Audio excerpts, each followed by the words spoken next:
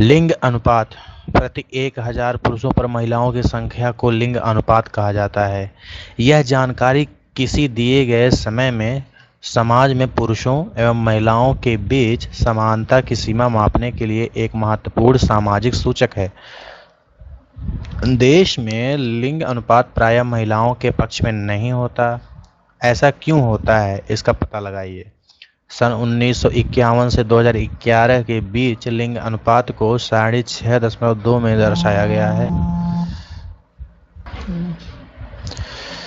लिंग अनुपात 1951 से 2011। 1951 में 946 था। 946 मतलब 946 महिलाएं प्रति 1000 पुरुष पर, और 2011 में 943 हो गया प्रति 1000 पुरुष पर।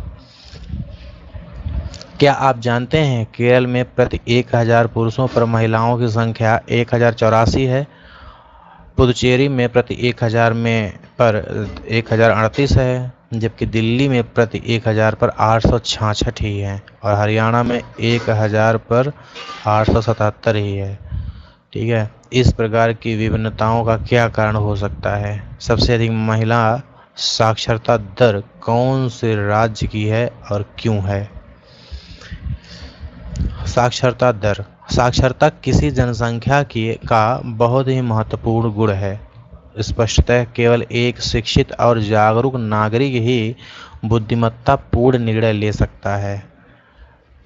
ये स्टार मार्क कर लेना, आएगा नहीं लेकिन दिमाग में भर लो, तथा शोध एवं विकास के कार्य कर सकता है।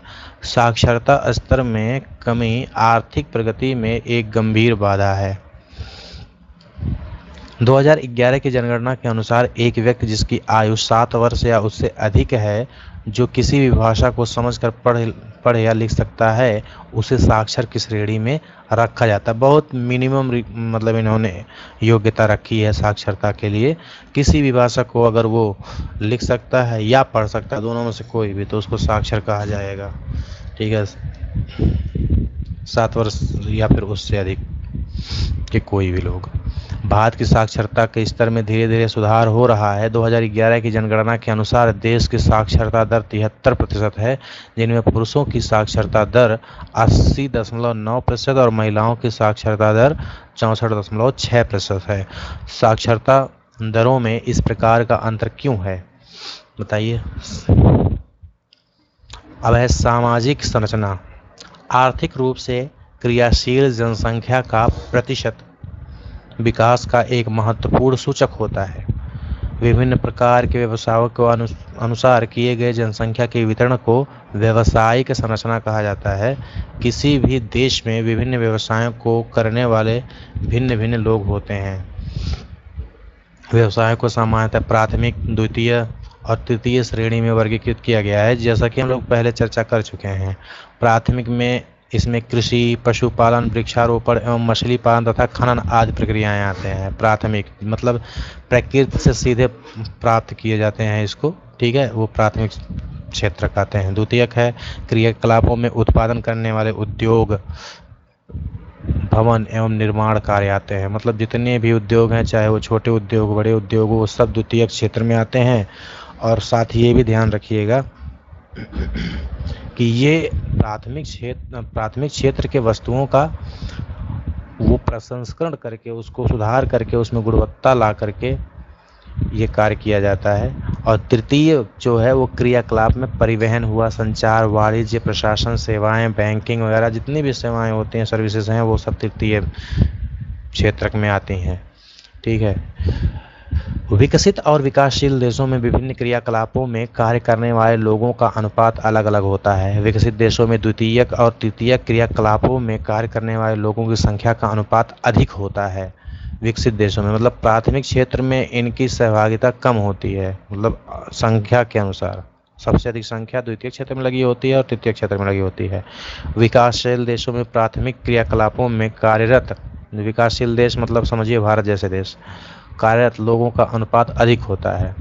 ठीक है, प्राथमिक क्रियाकलापों में मतलब कृषि में, मत्स्य पालन में, मधुमक्खी पालन में, इन तरीके के काम सबसे अधिक तो कृषि, इनका जनसंख्या का अनुपात अत्यधिक भागीदार इसमें रहता है। भारत की कुल जनसंख्या का 64% भाग केवल कृषि कार्य करता है।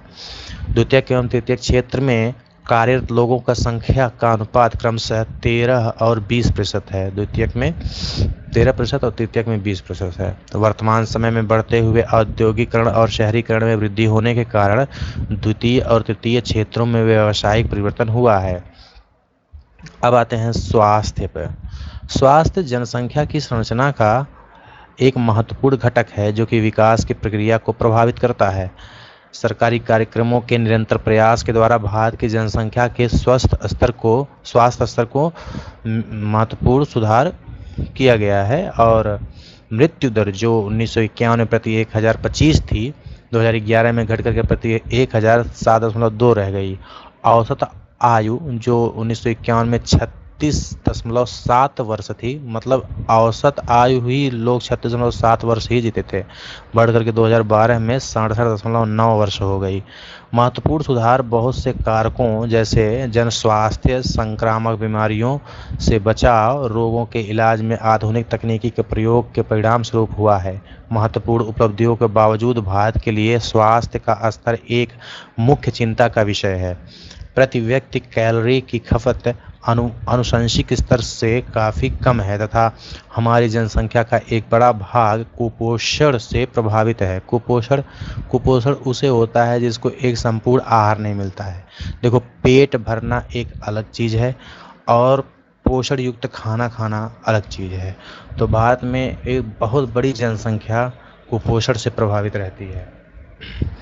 शुद्ध पीने का पानी, मूल स्वास्थ्य रक्षा सुविधाएं ग्रामीण जनसंख्या के केवल 1/3 लोगों का उपलब्ध है। ठीक है, इन समस्याओं को एक उचित जनसंख्या नीति द्वारा हल करने की आवश्यकता है। किशोर जनसंख्या। भारत की जनसंख्या का सबसे महत्वपूर्ण लक्षण इसकी किशोर जनसंख्या का आकार है। यह भारत की कुल जनसंख्या का 5वां भाग है। किशोर प्रायः 10 से 19 वर्ष की आयु वर्ग के होते हैं। ये भविष्य के सबसे महत्वपूर्ण मानव संसाधन हैं। ठीक है, किशोरों के लिए पोषक तत्वों की आवश्यकताएं बच्चों और वयस्कों से अधिक होती है किशोरों को, क्योंकि उस समय उनका सबसे अधिक ग्रोथ होता है। ठीक है, और कहीं ना कहीं वही कार्यशील जनता भी होती है, कार्यशील वर्ग भी होता है। कुपोषण से इनका स्वास्थ्य खराब और विकास अवरोधित होता है।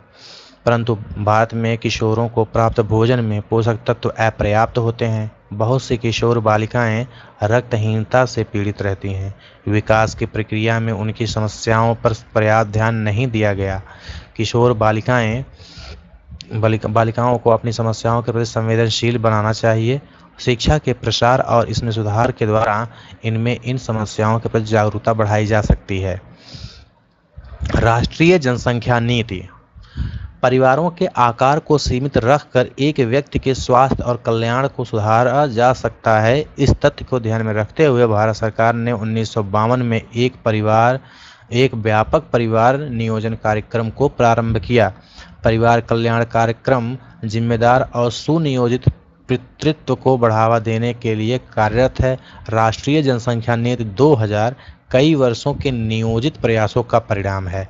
राष्ट्रीय जनसंख्या नीति 2000 14 वर्ष से कम आयु के बच्चों को निःशुल्क शिक्षा प्रदान करने, शिशु मृत्यु दर को प्रति 1000 में 30 से कम करने, व्यापक स्तर पर टीका रोधी बीमारियों से बच्चों को छुटकारा दिलाने, लड़कियों की शादी की उम्र को बढ़ाने के लिए प्रोत्साहित करने तथा परिवार नियोजन को एक जन केंद्रित कार्यक्रम बनाने के लिए नीतिगत ढांचा प्रदान करती है।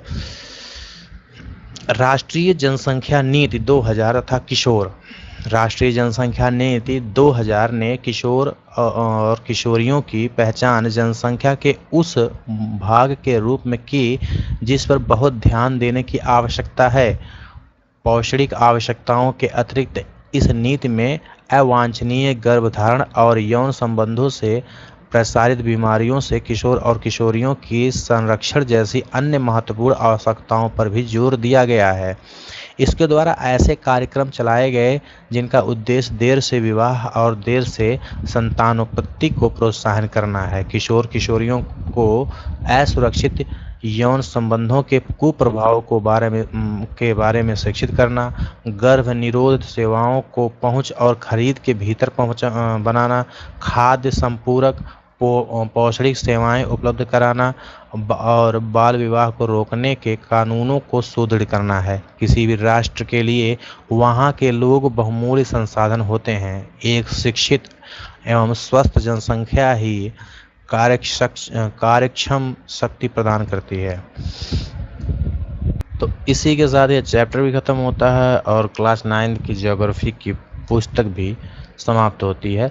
कुछ शब्दावलियों को हम लोग देख लेते हैं, इसी चैप्टर के अंत में दिया गया है। सबसे पहले शब्द है अवदाब। देखो, ऋतु विज्ञान या जलवायु विज्ञान में इसका अभिप्राय अपेक्षाकृत निम्न वायुदाब वाले क्षेत्रों से होता है। ठीक है, अपेक्षाकृत मतलब ये है कि अगर कहीं पे हाई प्रेशर बना है, ठीक है, इसके सापेक्ष में लो प्रेशर होना चाहिए। यूँ कहें तो आसपास के एनवायरनमेंट के हिसाब से लो प्रेशर होना चाहिए। ऐसा नहीं, ऐसा कोई एक फिक्स पैमाना नहीं है। अवसादी शैलें, अवसादों से बनी हुई शैलें जिसमें प्रायः परतदार संरचना होती है। अवसाद से कोई भी चीज़ बनेगा, ठीक है, जैसे मान लीजिए कि लाखों वर्षों में एक परत बनी, ठीक है, फिर लाखों वर्षों में दूसरी परत बनी, फिर लाखों वर्षों में तीसरी परत बनी, ठीक है। तो ये अवसादी संरचना होती है और इसमें परतदार संरचना होती है। आग्नेय शैल क्या है? ये वे शैलें जो मैग्मा या लावा के पृथ्वी की सतह या पृथ्वी के भीतर जम जाने से बनती है। अगर आप रिकॉल कर पा रहे हो तो मैग्मा जब गर्म होती है तो वो अगर बाहर निकलता है तब भी उससे बनने वाला चट्टान आग्नेय शैल कहते हैं। अगर वो बाहर नहीं निकल पाता है किन्हीं भी वजहों से तब भी वो आग्नेय शैल ही कहा जाता है उसको। आधार संरचना, आधार जनसंख्या दिए गए निश्चित समय में किसी क्षेत्र की कुल जनसंख्या जितनी होती है उसको आधार जनसंख्या कहते हैं। आश्रित अनुपात, आश्रित आयु 15 वर्ष से कम तथा 60 वर्ष से अधिक या आर्थिक रूप से सक्रिय आयु 15 से लेकर के 59 वर्ष के लोगों के बीच का अनुपात होता है। ठीक है, मतलब ये है कि इनका पूरा संख्या निकाल लो और उसके बाद उसके बटे जो 15 से लेकर 59 के बीच में जितने लोग हैं उनका कहीं ना कहीं अनुपात निकाल लो, उससे भाग कर दो तो आपको आश्रित अनुपात निकल आएगा। आंतरिक अपवाह, एक ऐसा अपवाह तंत्र जिसमें नदियों का जल महासागरों में नहीं पहुंचता वरन आंतरिक समुद्रों या झीलों में गिरता है। ठीक है, बहुत से ऐसे नदी हैं विश्व में जो समुद्र तक नहीं पहुंच पाते हैं और वो किसी कहीं ना कहीं महासागर में कोई बहुत बड़ी झील में या फिर किसी मतलब समुद्र वो क्या कहते हैं अंदरी रेगिस्तानी मैदानों में ही अंदर विलीन हो जाते हैं जो दिखाई नहीं देते हैं। ऐसे एक लूनी नदी है जो आपने पढ़ा होगा, ये रेगिस्तान में राजस्थान में वो अंदर जाती है और पूरा और समुद्र पार करके वो अरब सागर में नहीं गिरती है। ठीक है, आंतरिक अपवाह हो गया। उच्चावच क्या है? धरातल अथवा समुद्र की तलहटी पर प्राकृतिक रूपरेखा में पाए जाने वाली ऊंचाइयों के अंतर को उच्चावच कहते हैं। उच्चावच एक शब्दावली है जिसमें मतलब जो धरातल है उसकी ऊपरी जो बाह्य बनावट है, कहीं मैदान है, कहीं पठार है, कहीं पर्वत है, ठीक है, तो कहीं झीलें हैं, कहीं खाई है, कहीं गड्ढा है, ये सब उसके उच्चावच हैं। अब है उपमहाद्वीप।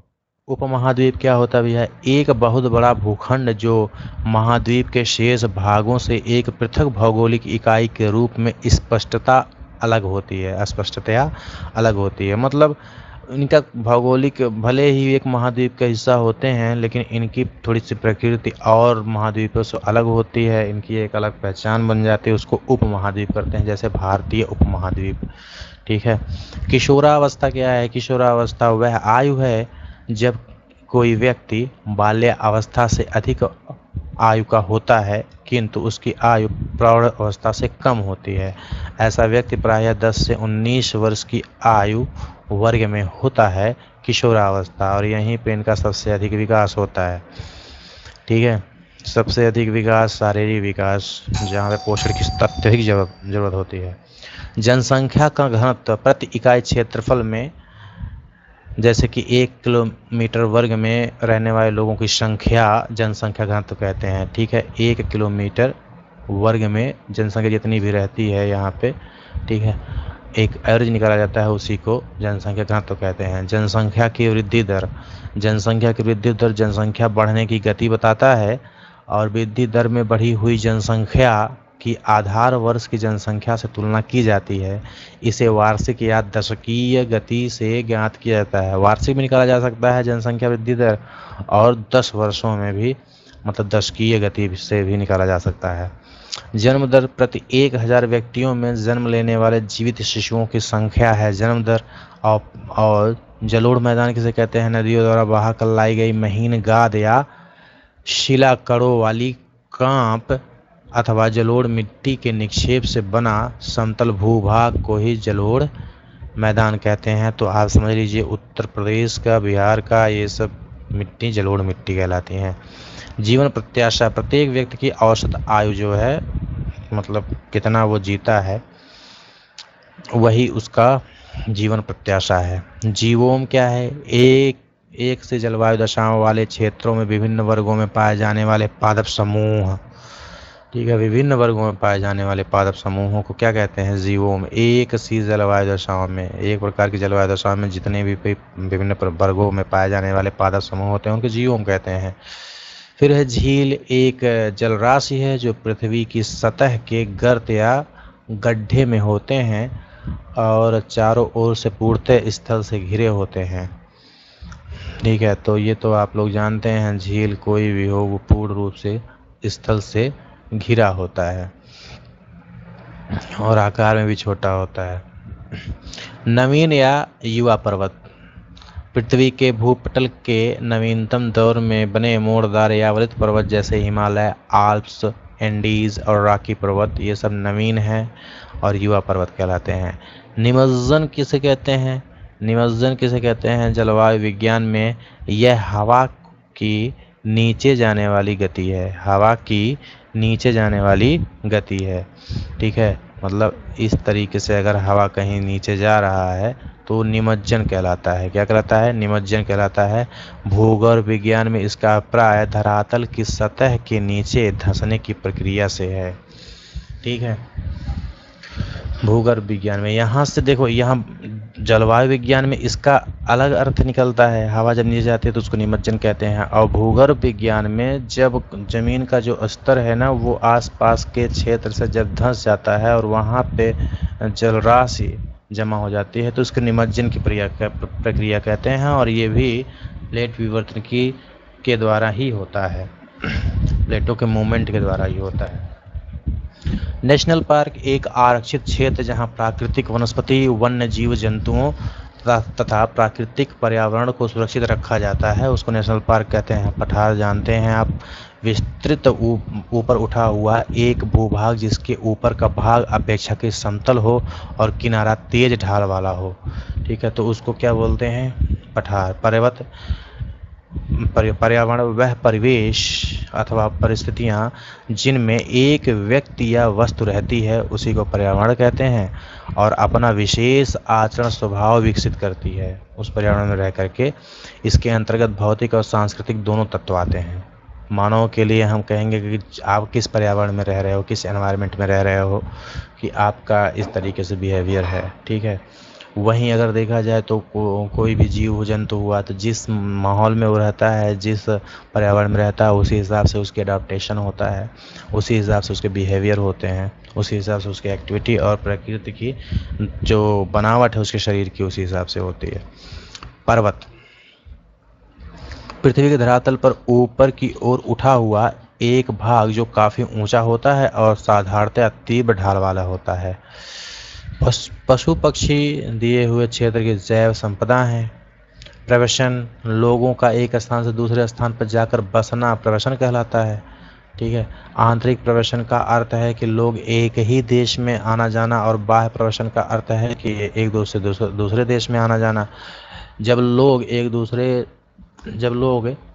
एक देश से दूसरे देश में आते हैं तो अप्रवास, इमिग्रेशन कहते हैं, और जब वे देश को छोड़ते हैं तो उसे उत्प्रवास मतलब इमिग्रेशन कहते हैं, ठीक है। ठीक है। पारिस्थितिक तंत्र, एक तंत्र जो भौतिक पर्यावरण और उसमें रहने वाले जीवों से मिलकर बना है उसको पारिस्थितिक तंत्र कहते हैं। ठीक है। इस पे कहीं ना कहीं आप देखिए, ये हर एक जीव, चाहे वो पादप हो चाहे जंतु हो, एक दूसरे पे निर्भर होते हैं और उस निर्भरता से एक सतत बनने वाली एक साइकिल बनती है, कंटिन्यू एक साइकिल बनती है जो कि एक दूसरे की निर्भरता की वजह से चलती रहती है, तो वो पारिस्थितिक तंत्र कहलाता है। फिर है भ्रंश। ठीक है। भ्रंश क्या है? आंतरिक हलचलों के कारण भूपृष्ठ पर खड़ी दरारें जिसके सहारे चट्टानें खिसक जाती हैं, तो उसको भ्रंश कहते हैं। ठीक है। जो भी आंतरिक हलचल हो रही है उसका जो भूपृष्ठ पर खड़ी दरारें हैं, ठीक है, जिसके सहारे चट्टानें खिसक जाती हैं या ऊपर या फिर नीचे, तो वो भ्रंश कहलाती हैं।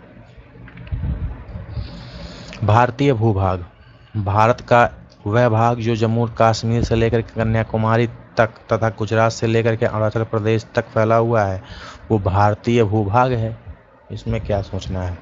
भारतीय मानक समय, भारतीय मानक माध्याह्न रेखा, जो मानक माध्याह्न रेखा है 82.5 अंश पूर्वी देशांतर का स्थानीय समय सारे भारत का प्रमाणिक समय माना गया है। भूगर्भीय मतलब पृथ्वी के भीतर उत्पन्न वाली शक्तियाँ जो धरातल की भू आकृतियों में विस्तृत परिवर्तन करने के लिए उत्तरदायी होता है, वो भूगर्भीय है। भूगर्भीय मतलब भू के गर्भ में, भू के अंदर, पृथ्वी के अंदर की शक्तियाँ जो भी हैं। भूगर्भीय प्लेट क्या है? देखो, पर्पटी प्लेटों की गति की वैज्ञानिक संकल्पना है। भूसन्नति, भूसन्नति का मतलब भूपर्पटी में बृहद गर्त अथवा द्रोणी या सैकड़ों किलोमीटर तक फैली एक गहरी खाई जिसका तल दोनों किनारों की भूसंहितियों से अपरदित मलबे के निक्षेपण के कारण धीरे धीरे धंसता जाता है। फलस्वरूप अवसादी चट्टानों की मोटी परतों का निर्माण होता है। ठीक है। इसी को पूरा क्या कहते हैं? भूसन्नति कहते हैं। मृत्यु दर, प्रति 1000 जनसंख्या पर एक वर्ष में मरने वाले लोगों की संख्या को मृत्यु दर कहते हैं।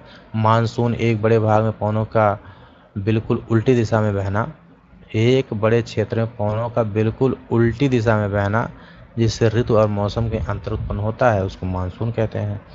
मिलियन प्लस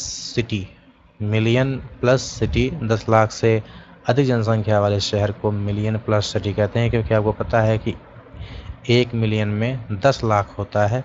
ठीक है। इसीलिए ये चीज़ें हैं। ठीक है। इसीलिए 10 लाख से अधिक वाले जनसंख्या वाले शहर को हम मिलियन प्लस सिटी कहते हैं। और मैदान, समतल और बहुत कम ढाल वाली भूमि का एक विस्तृत क्षेत्र होता है। रूपांतरित एवं कायांतरित शहरें क्या होते हैं? पूर्व निर्मित आग्नेय एवं अवसादी शैलों पर अधिक दबाव और ताप के कारण भौतिक और रासायनिक परिवर्तन द्वारा बनाई गई शैलें हैं। लिंगानुपात, प्रति 1000 पुरुषों पर महिलाओं की संख्या को लिंगानुपात कहते हैं। लैगून, खारे पानी की झील होती है जो समुद्र से बालू अवरोधों और समुद्र जीवाओं के कारण बनी हुई है। ठीक है। समुद्री जीवाओं के कारण बनी हुई है। लैगून बनता है वो कालांतर में, वो मतलब कहीं ना कहीं उसकी धाराएं रुक जाती हैं, समुद्र के किनारे बनता है लैगून। वनस्पति, किसी क्षेत्र के प्राकृतिक पेड़ पौधे का आवरण वनस्पति कहलाता है। वलय, पृथ्वी के पर्पटी पर दबाव पड़ने से किसी क्षेत्र की शैल परतों में पड़ने वाले मोड़ या वलय कहलाते हैं। फिर है स्थल मंडलीय प्लेटें। दुर्बलता मंडल जिसको दुर्बल मंडल भी कहते हैं, क्योंकि ऊपर तैरने वाले महाद्वीपीय भूपृष्ठ या महासागरीय अधस्थल के बड़े बड़े भाग होते हैं स्थल मंडलीय प्लेटें। ठीक है। वो दुर्बल मंडल पे पूरा का पूरा खंड जो तैरता है उसी को ही स्थल मंडल प्लेटें कहते हैं। स्थानीय समय, किसी समय का वह समय जो सूर्य ठीक मध्य में चमकता है। किसी स्थान का वह समय जब सूर्य ठीक मध्य में चमकता है तो उसे स्थानीय समय कहते हैं। हिमानी, बर्फ या हिम का ढेर जो गुरुत्वाकर्षण के कारण अपने मूल स्थान से एक निश्चित मार्ग के सहारे धीरे धीरे गतिशील होता है, उसी को हिमानी कहते हैं। धन्यवाद।